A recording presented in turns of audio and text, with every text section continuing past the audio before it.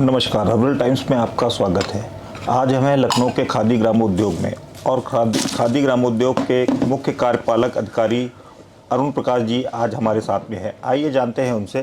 Sir, khadi ग्रामोद्योग के प्रचार प्रसार और विस्तार के लिए सर क्या क्या योजनाएं चलाई जा रही हैं, कैसे क्या कार्य हो रहा है इस पर सर? देखिए, खादी तथा ग्रामोद्योग जो बोर्ड है, उत्तर प्रदेश खादी तथा ग्रामोद्योग बोर्ड, इसमें जो आर्टिजन हैं, जो ग्रामीण कत्तिन हैं, बुनकर हैं, उनके लिए प्रोत्साहन की ढेर सारी योजनाएं हम लोग चला रहे हैं। जी।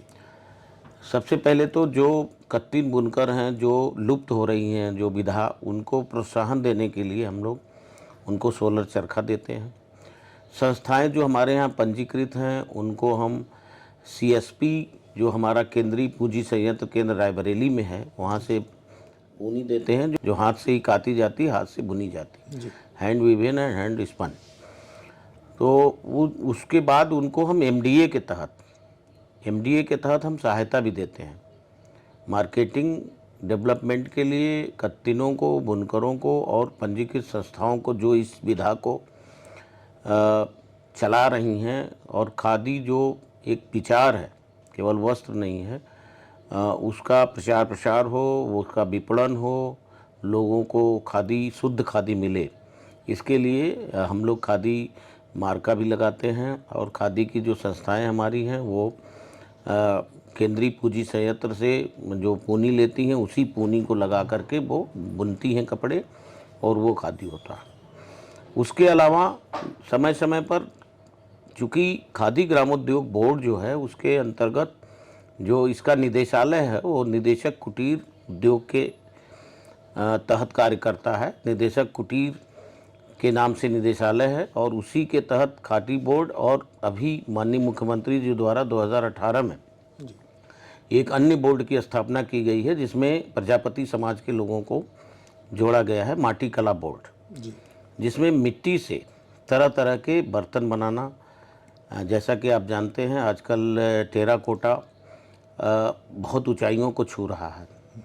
और हमारे आजमगढ़, गोरखपुर, कानपुर, सहारनपुर, इबन हापुड़, आपके मुजफ्फरनगर और बुलंदशहर में बहुत उत्कृष्ट कोट के मिट्टी से बर्तन बनाए जा रहे हैं, जो नक्काशी, कारीगरी और उसमें तमाम जो है ऐसे जो फ्लावर पॉट्स हैं, मूर्तियां हैं, भगवान जी की मूर्तियां हैं, गणेश लक्ष्मी की मूर्तियां हैं, दीपावली के त्योहारों पर दियली है।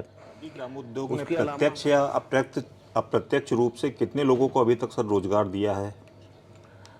देखिए, खादी में प्रत्यक्ष रूप से रोजगार प्रतिवर्ष हम प्रत्यक्ष रूप से कम 50,000 लोगों को रोजगार देते हैं। अच्छा। और अप्रत्यक्ष रूप से 1 लाख लोगों को रोजगार देते हैं। हमारा ये प्रत्येक वर्ष लक्ष्य रहता है जी।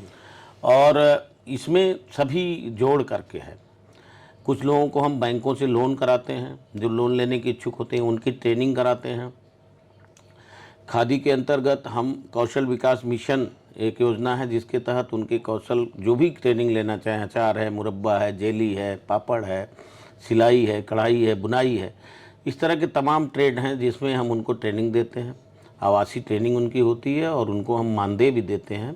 और साथ ही साथ बाहर से हम ट्रेनर बुला करके उनकी ट्रेनिंग करते हैं, उनके खाने की व्यवस्था करते हैं, उनके रहने की व्यवस्था करते हैं, उनको मानदेय भी देते हैं, ताकि जो काम छोड़ के ट्रेनिंग लेने आएंगे तो उस दिन का उनका रोजगार जो बाधित होता है उससे उनके रोजी रोटी का संकट ना आए। उसके अलावा मुख्यमंत्री रोजगार योजना, मुख्यमंत्री ग्रामीण रोजगार योजना भी हम लोग चलाते हैं, जिसमें कि 10 लाख तक की लोन की सुविधा है। और इसमें भी हम लोग, जो पुरानी हमारी योजना थी, अभी हम कैबिनेट जा रहे हैं, इसको थोड़ा सा इसमें अनाकर्षक हो गई थी। इसमें चूँकि ब्याज उपादान हम लोग नहीं दे रहे थे, केवल कैपिटल सब्सिडी दे रहे थे, तो इसके लिए अभी हमारा ये प्रकरण कैबिनेट में जाने के लिए हम लोग तैयारी कर रहे हैं। और ये योजना भी हमारी बहुत आकर्षक है। इसमें छोटे उद्यमियों के लिए ये बहुत ही अच्छी योजना है, आकर्षक योजना है। इसके साथ जो अभी वर्तमान परिप्रेक्ष्य में आज के संदर्भ की अगर बात करें तो सर, नई जनरेशन है तो उसको कैसे अट्रैक्ट किया जाए कि खादी ग्रामोद्योग मतलब खादी को वो पसंद करें, वहाँ से जो हस्त निर्मित या जो भी खादी के द्वारा प्रोडक्ट्स हैं उनको वो अपनाएं, कैसे कि आप इस पे कुछ कहना देखिए चाहेंगे? जो युवा है, यूथ है, जो इसमें इंटरेस्ट ले रहा है, जी। जो स्टार्टअप्स हैं, उनके लिए बहुत ये एक अवसर है, एक रोजगार का अवसर है। अगर वो इन चीज़ों से, देखिए अभिरुचि होना पहले बहुत ज़रूरी है। यूथ में अगर अभिरुचि है इन चीज़ों के प्रति, तो जो ऐसा नहीं है कि वो खुद जानता हो इस काम को, इस काम के जानने वाले लोगों का क्लस्टर बना करके जी। उनको अपनी पढ़े लिखे होने का, अपने युवा होने का, अपनी गतिशीलता का, उनको हैंड होल्डिंग विभाग के माध्यम से करके उनका क्लस्टर बना के, ऐसे बहुत सारे लोग हमसे जुड़े हुए हैं जो ऐसे आर्टिजन्स का ग्रुप बना बना करके उनको सहूलियत दे रहे हैं, और वो उनके लिए बहुत ही उनको संबल प्रदान कर रहा है।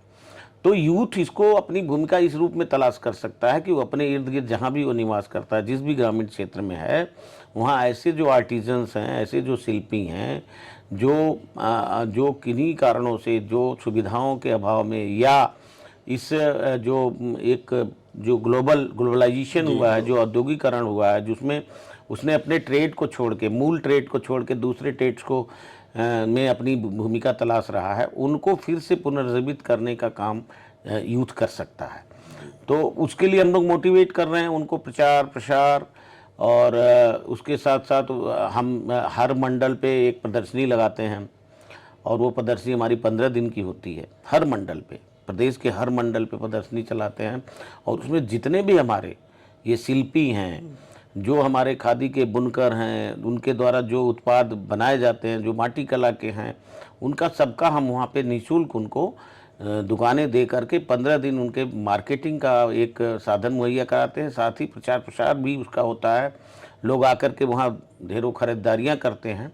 और ये हमारा जो प्रचार प्रसार का मंडलीय जो प्रदर्शनियाँ होती हैं, ये अक्सर दीपावली और दशहरे के आसपास हम लगाते हैं, त्योहारों के बीच में, ताकि लोग आए और जो ग्रामीण क्षेत्रों से जुड़ी हुई जो ऑर्गेनिक चीज़ें हैं, जी। प्रदूषण मुक्त हैं, ऑर्गेनिक हैं, ग्रीन प्रोडक्ट है, या जो एक तरह से आप कह लीजिए कि जो देसी एक हमारा जो सिस्टम था, जो उत्पाद हम लोग बचपन से जिसका प्रयोग करते आए हैं, उसी कड़ी को बढ़ाने के लिए इन चीज़ों को हम बढ़ावा देते हैं, और इनको हम पुरस्कार भी देते हैं। हर जो है, जो हमारे ये उद्यमी हैं, इनको हम प्रोत्साहन के लिए मंडल स्तर पे 3 पुरस्कार हमारा प्रथम द्वितीय तिथि होता है 18 मंडल में। इस तरह से 54 पुरस्कार हमारे 18 मंडल में हो गए, और उन मंडली पुरस्कारों में से फिर एक उच्च स्तरीय कमेटी द्वारा उसी में से 3 पुरस्कार प्रदेश स्तर पर चयनित होते हैं, और जिसमें कि अच्छी धनराशि हम उनको प्रोत्साहन के लिए माननीय मुख्यमंत्री जी के कर कमलों से दिलवाते हैं यूपी दिवस पर। तो हर यूपी दिवस पर, जो कि आप जानते हैं होता है, उसमें हम हर बार 3 जो है 18 मंडलों के जो शिल्पी और जो कारीगर और जो इस तरह के उद्यमी 3 वहाँ चुने जाते हैं, वहाँ वो पुरस्कार लेते हैं, और उन्हीं में से 3 जो सबसे उत्कृष्ट कोटि के होते हैं उनका चयन हम करते हैं यूपी दिवस के लिए प्रदेश स्तरीय पुरस्कार में।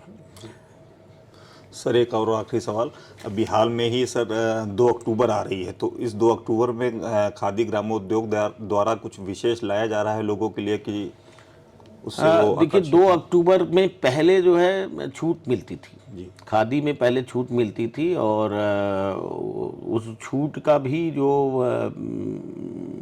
घोषणा की जाती थी खादी ग्रामोद्योग आयोग द्वारा की जाती थी जी। वो गांधी आश्रम की योजना थी। 2 अक्टूबर पर गांधी जयंती पर खादी ग्रामोद्योग आयोग द्वारा छूट दी जाती थी। कालांतर में आगे चल करके वो छूट की योजना को ही एमडीए में बदल दिया गया, मार्केटिंग डेवलपमेंट असिस्टेंस, जिसको कि हम पंडित दीनदयाल उपाध्याय विपणन सहायता कार्यक्रम के नाम से जानते हैं। तो वो छूट बंद करके अब जैसे 100 रुपया अगर दे रहे हैं तो उसमें 34 रुपया हम संस्था को देते हैं, 33 रुपया कत्तिन को देते हैं, और 33 रुपया भुनकर को देते हैं। धन्यवाद सर आपका। तो ये थे हमारे साथ में अरुण प्रकाश जी, जो खादी ग्रामोद्योग के मुख्य कार्यपालक अधिकारी हैं। उन्होंने बताया कि खादी ग्रामोद्योग से जुड़ी योजनाएं लोगों तक कैसे पहुंचेंगी